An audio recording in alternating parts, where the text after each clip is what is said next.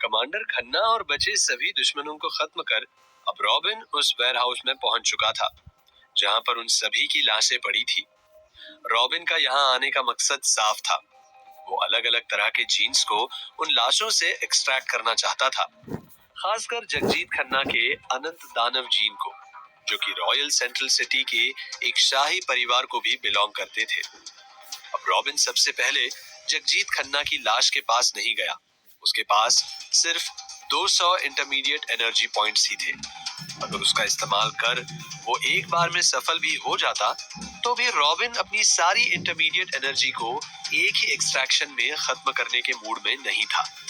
अगर पॉसिबल हो पाता तो वो उस एनर्जी से जीन फ्यूजन भी करना चाहता था, जैसे कि वॉल्केनिक स्कॉर्पियन जीन चेन, क्योंकि इस तरह की जीन चेन को अगर पूरा कर भी लिया जाता तो भी उसकी ताकत आधी अधूरी मॉन्स्टर किमीरा जीन चेन से भी कम ही होने वाली थी।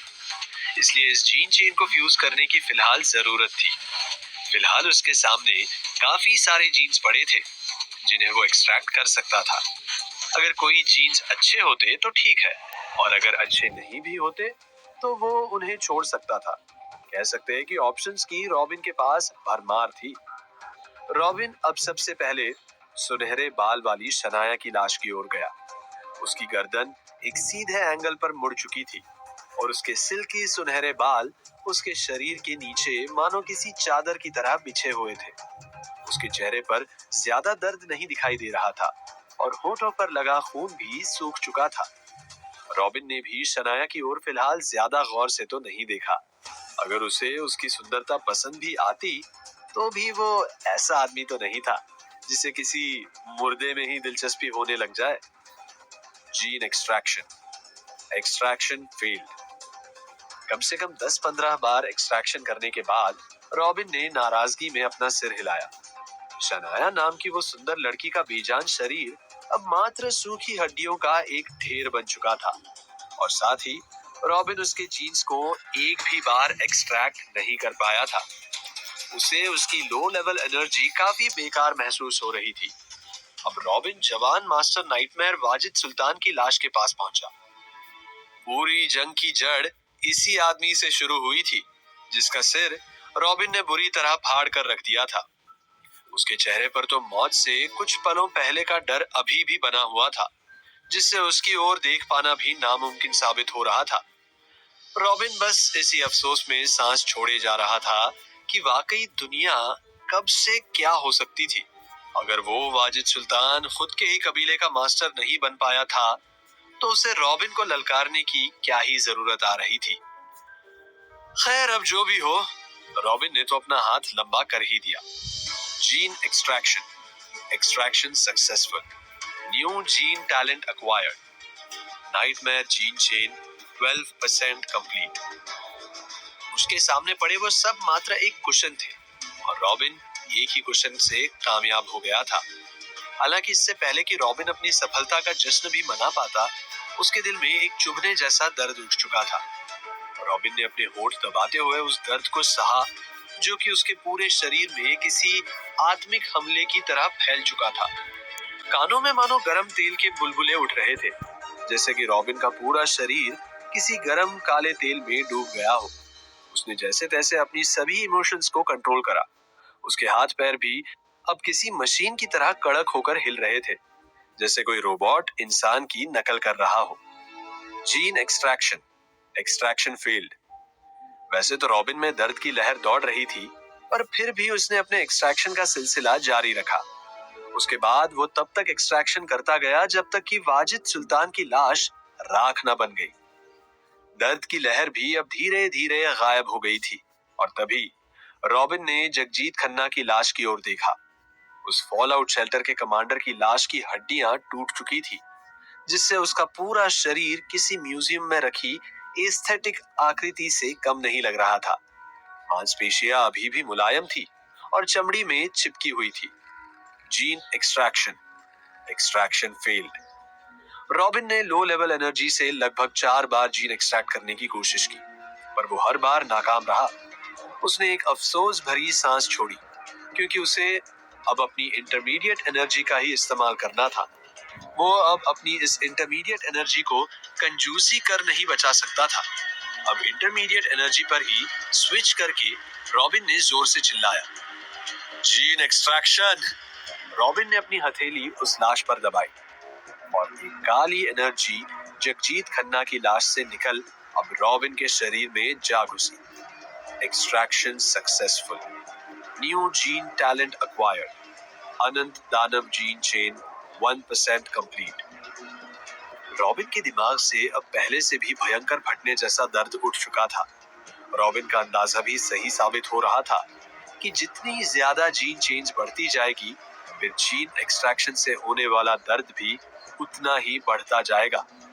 लेकिन आखिर वो जब इसी एक्सट्रैक्शन के कारण और भी ताकतवर होते जा रहा था, तो उसके बदले में दर्द तो सहन कर ही सकता था। दर्द के उस चक्कर ने रॉबिन के सभी सेंसेस को भी चकरा दिया था। वो अगर अभी किसी तरह की टेक्निक का भी इस्तेमाल करता, तो भी उस दर्द को इग्नोर नहीं कर सकता था, जो बहुत ही बुरे रूप से उसके शरीर में उठ चुका था। उसे अब महसूस हो रहा था कि अगर कमांडर खन्ना के साथ लड़ाई में भी वो पुश्तैनी गोल्डन आर्मर नहीं पहनता, तो उसे खन्ना के मुक्कों का कितना दर्द होने वाला था।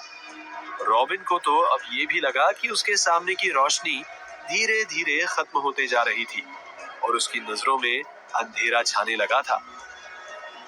अब आधे दिन बीत जाने के बाद उस वेयरहाउस का दरवाजा एक चरण की आवाज के साथ खुला। रॉबिन वहां से बाहर निकला था और उसका चेहरा पीला और कमजोर महसूस हो रहा था। हालांकि जो उसके शरीर में फिलहाल जीन एनर्जी घुसी थी, वो तो कमजोर नहीं थी, जिसे अब एजेंट एंथनी जैसे एक्सपर्ट भी महसूस कर पा रहे थे। उन्हें लगा कि ये रॉबिन अब फिर से पहले से भी ज्यादा ताकतवर कैसे दिखाई दे रहा है। ये आखिर क्या है, कैसे मुमकिन है? वो हर लड़ाई के बाद और भी ज्यादा ताकतवर होता चला जाता है। वेयरहाउस के बाहर लोगों की भारी भीड़ इंतजार करते हुए नजर आ रही थी। जैसे ही रॉबिन बाहर निकला, तो मधु झट से उसकी बाहों में गिर गई। रॉबिन, तुम ठीक हो ना? रॉबिन हंसकर बोला, हाँ, अरे मुझे क्या ही होगा, मैं तो बस अपने gene extra I mean gene talent को ट्रेन कर रहा था। मधु ने यह सुनकर थोड़ा कंफ्यूज होकर सिर हिलाया। उसे पता था कि रॉबिन को कई सारी सीक्रेट टेक्निक्स का ज्ञान था, जिसकी वजह से ही वो खुद भी इतनी जल्दी 4 जीन चेन की ताकत तक पहुंच पाई थी। राजा विलास ने अपने माथे को पकड़कर एक थकान भरी आवाज में कहा, रॉबिन, बहुत सारे लोग सिर्फ तुम्हें देखने की भीख मांग रहे हैं। क्या तुम जाकर उनसे मिलना चाहोगे?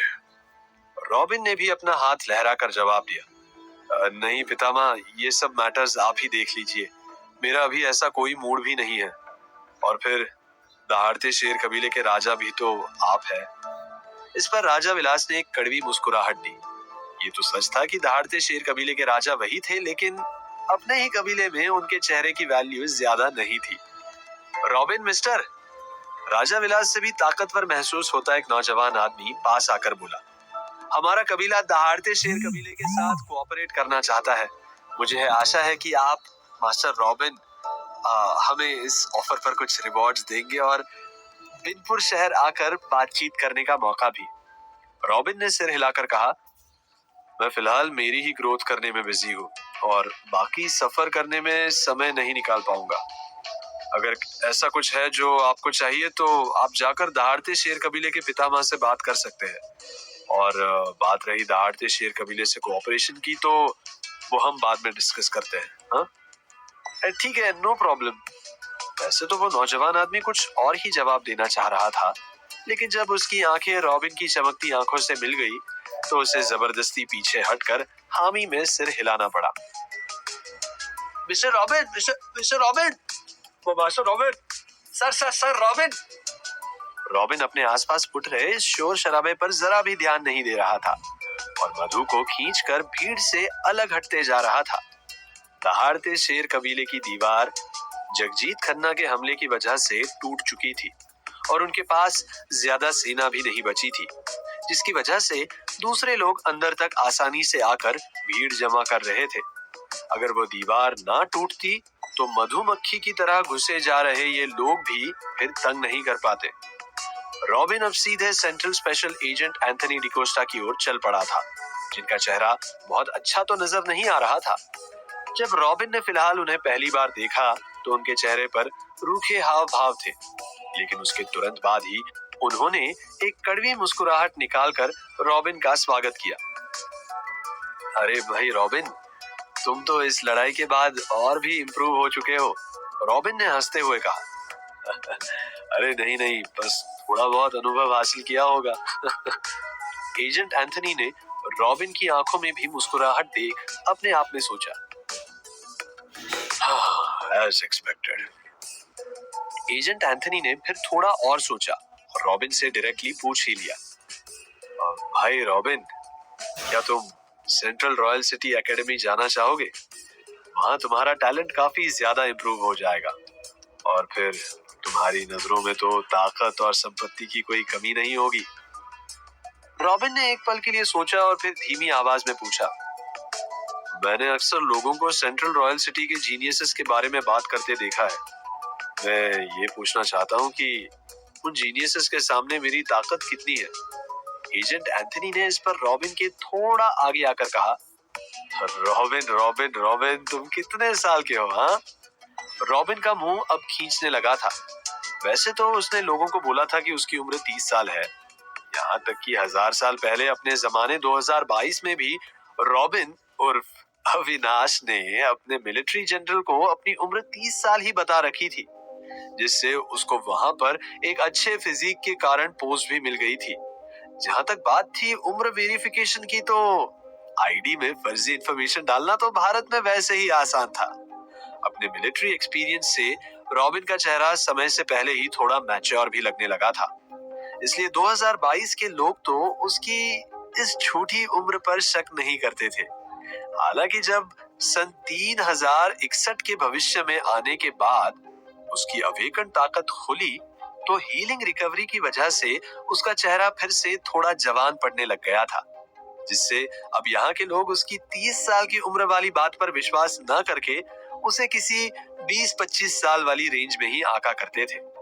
इसके बाद भी रॉबिन ने भविष्य में आकर कई लोगों को अपनी उम्र अलग अलग ही बताई थी, जैसे किसी को 26, कभी 28, कभी 24।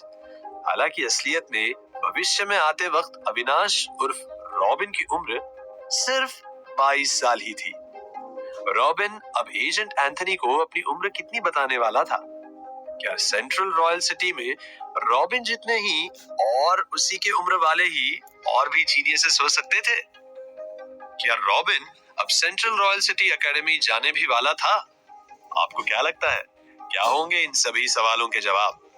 कमेंट बॉक्स में कमेंट करके जरूर बताएं और सभी सवालों के जवाब को जानने के लिए सुनते रहिए वास्तव का अविनाश, सिर्फ पॉकेट एफएम पर।